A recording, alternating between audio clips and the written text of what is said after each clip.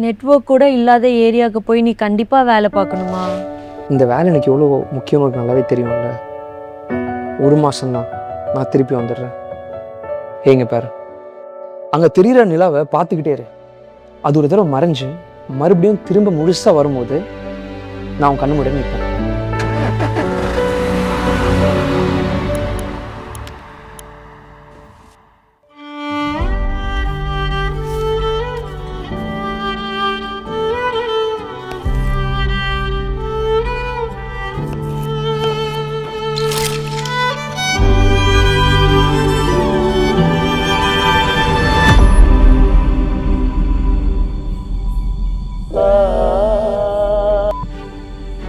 Hello, நம்ம 2 பேரும் சேர்ந்து மொத எங்கே நிலாவை பார்த்தோமோ அங்கே இருக்கேன், வா.